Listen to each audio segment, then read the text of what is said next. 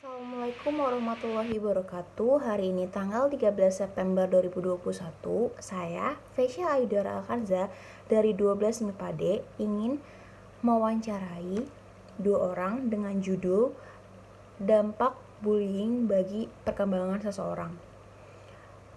Narasumber yang pertama yaitu Naila Bintang dari 12 IPSC SMA 3 Jakarta, dan narasumber kedua yaitu kakak saya, Mas Gifari Hafiz Bimantoro atau biasa dengan saya panggil Mas Fari. Wawancara ini dilakukan di kediaman mereka masing-masing melalui Zoom. Alasan saya ingin mewawancarai mereka karena saya ingin mengetahui dampak apa yang dirasakan seseorang jika mereka terkena pengaruh bullying. Itu kayak gimana gitu. Selamat menyaksikan. Menurut kamu, apa sih definisi bullying? Bullying itu adalah suatu kekerasan fisik dan psikologis jangka panjang yang dilakukan oleh seseorang atau kelompok terhadap seseorang yang tidak mampu mempertahankan dirinya dalam situasi di mana ada hasrat untuk melukai atau menakuti orang itu dan membuat dia tertekan. Nah, biasanya juga bullying ini tuh terjadi karena adanya kesenjangan kekuatan antara pelaku dan korbannya. Gitu. Menurut kamu, mengapa sih korban bullying nggak mau ngomong ke orang lain tentang keadaan yang sebenarnya? Karena mungkin mereka tuh bakalan merasa takut tentang apa yang akan dilakukan pembuli kalau misalnya mereka cerita ke orang lain gitu. Mungkin pembuli ini tuh bisa mikir, ah kok dia cemen banget, masa gitu aja cerita ke orang gitu. Nah, itu bisa jadi kalau dia cerita ke orang lain tuh malah jadi memperburuk keadaan sampai akhirnya uh, dia yang ada malah makin dibully sama si pembuli itu kan gitu. Terus juga mungkin dia ada perasaan gagal nih kayak wah kok aku nggak bisa ngebela sama ngelindungin diri aku sendiri ya gitu. Menurut kamu, apakah bullying menyebabkan masalah kesehatan mental? Kalau ditanya kayak gitu tentu iya ya karena efek efek samping dari bullying ini tuh benar-benar bikin korban bakalan punya trauma sendiri gitu kalau sampai si korban ini tuh jadi bisa bisa aja dia tuh kayak punya rasa sensitif, terus punya rasa depresi, cemas, gangguan tidur gitu-gitu. Kondisi ini juga bikin korban tuh punya apa ya kayak keinginan buat menyakiti diri sendiri karena rasa kok kenapa sih gue hidup cuma buat dibully gitu. Iya sih, benar-benar. Setuju. Menurut kamu, apakah peran teman sekolah di dalam bullying?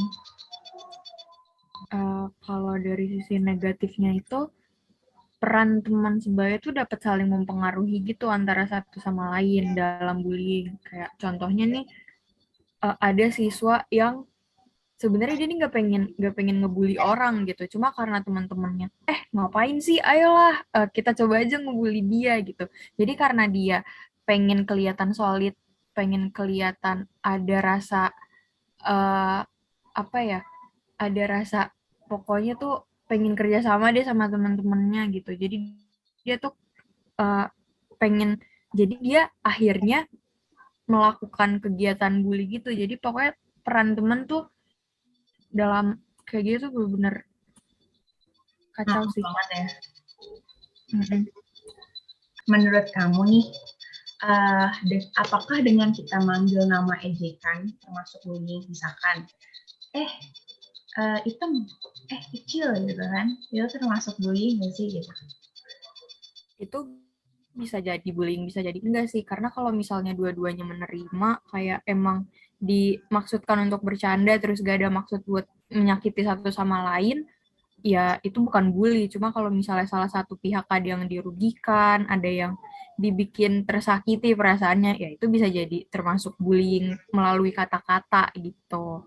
Soalnya kan bisa jadi juga, kita kan nggak tahu nih, apa yang kita omongin ke orang, orangnya nerima apa enggak. Bisa jadi si orang ini ngerasa dia emang jadi korban bullying kita kan. Bisa jadi dia di rumah tuh kayak mikirin terus omongan-omongan kita yang padahal menurut kita itu kan cuma bercanda, cuma bisa jadi dia nangkepnya beda kan. Ya gitu sih.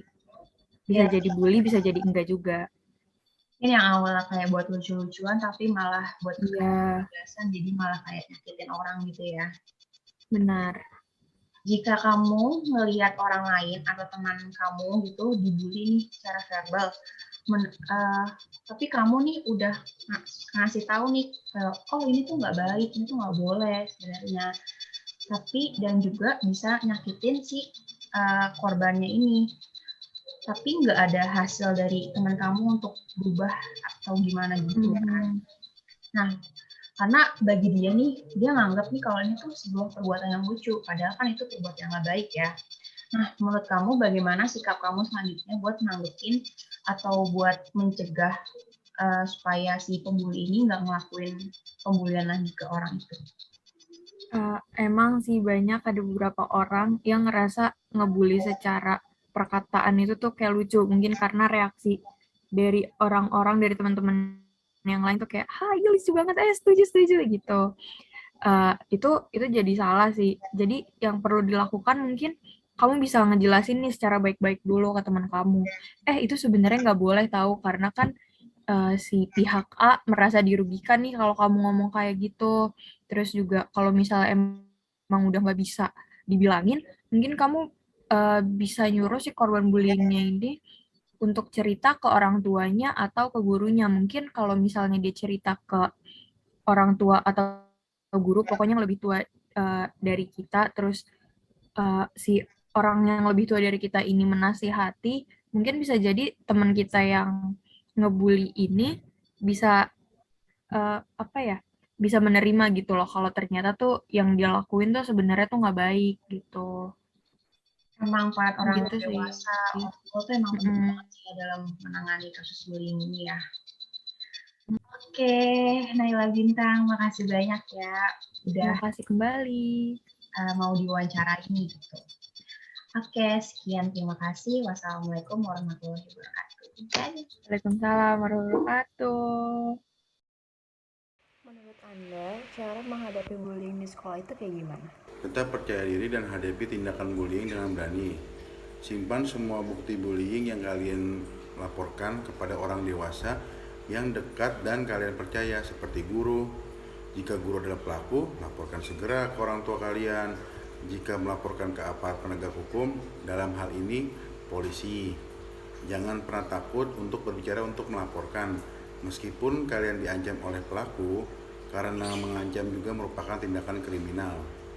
Berbaurlah dengan teman-teman yang membuat kalian percaya diri dan selalu berpikiran positif. Tetap berpikir positif, tidak ada yang salah dengan diri kalian. Selama kalian tidak merugikan orang lain dan tidak salah dengan diri kalian, tetaplah jadi diri kalian sendiri dan lawan rasa takut kalian dengan rasa percaya diri. Tindakan apa saja yang dapat dikatakan sebagai tindakan bullying? Sebenarnya tindakan yang digolongkan sebagai tindak bullying itu banyak.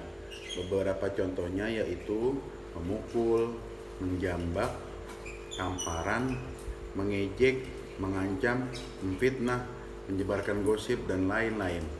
Apa yang Anda lakukan jika Anda melihat perilaku bullying di sekolah? Jika diperlukan, minta guru lain untuk membantu Anda. Tetap tenang dan yakinkan korban bahwa masalahnya sudah terkendali. Tunjukkan perilaku tidak agresif yang tegas tanpa membuat pelaku terluka. Oke, terima kasih banyak ya Mas Fari sudah mau diwawancarai oleh saya. Analisis saya sangat setuju dengan pendapat Naila Bintang dan kakak saya itu Mas Fari. Kenapa? Karena dampak dari bullying itu sangat banyak banget dirasakan oleh si korban bullying, mulai dari masalah kesehatan mental maupun fisik. Mungkin dampaknya itu nggak saat itu juga dirasakan, tapi bisa bertahun-tahun loh efeknya gitu. Dampak dari bullying itu sangat banyak banget, beneran dikatakan Naila Bintang, mulai dari depresi, cemas, gangguan tidur, penurunan rasa percaya diri, itu bisa menjadi dampak buat si korban ini sih gitu. Mungkin ya si pembuli ini niatnya nggak ingin ngebunuh si korban, tapi bisa jadi tanpa dia sengaja dia bisa ngebunuh si korban ini. Karena kenapa? Korban ini tuh bisa memiliki pikiran bahwa dia ingin menyakiti diri dia sendiri hingga ingin mencoba membunuh diri dia sendiri. Banyak loh contoh kasusnya gitu.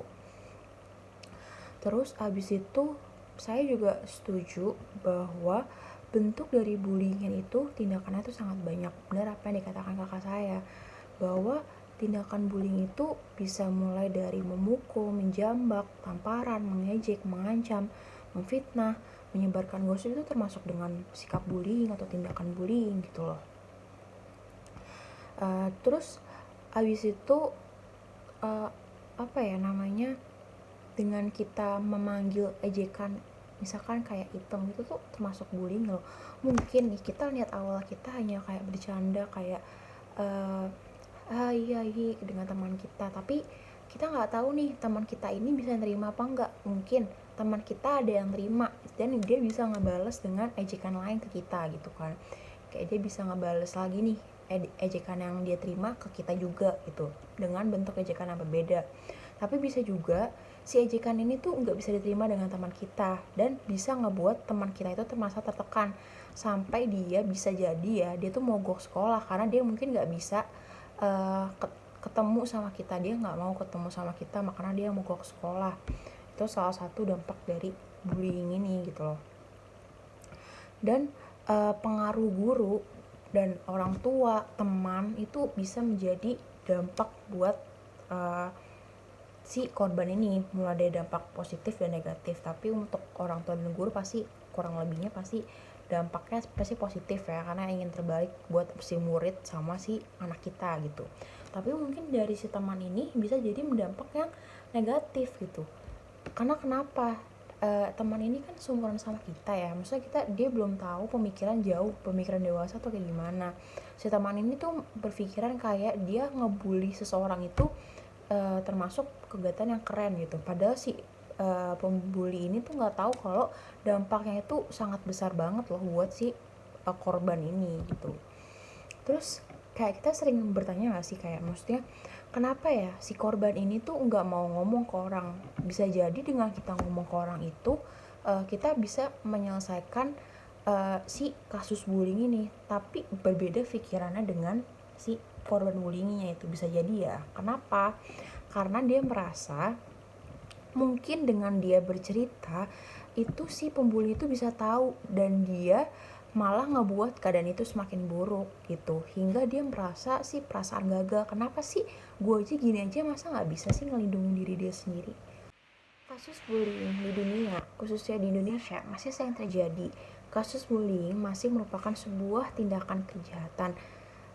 Tindakan kejahatan ini contohnya yang termasuk di dalam bullying itu mengejek, memfitnah, menyebarkan gosip, memukul, menampar, menjambak itu termasuk tindakan bullying. Dan dampak dari bullying itu sangat besar buat si korban, mulai dari depresi, merasa gagal dalam melindungi diri sendiri, cemas, gangguan tidur gitu.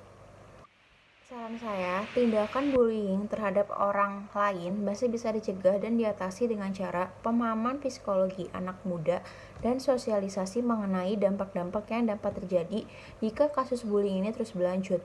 Dengan diadakannya kampanye atau webinar sosial tentang bullying, ini memiliki tujuan utama yaitu mencegah dan mengurangi kasus tersebut, sehingga masyarakat khususnya anak muda dapat saling menghargai satu sama lain dan menjalani kehidupan dengan damai. Sekian, terima kasih. Mohon maaf bila ada kesalahan di dalam video ini. Wassalamualaikum warahmatullahi wabarakatuh.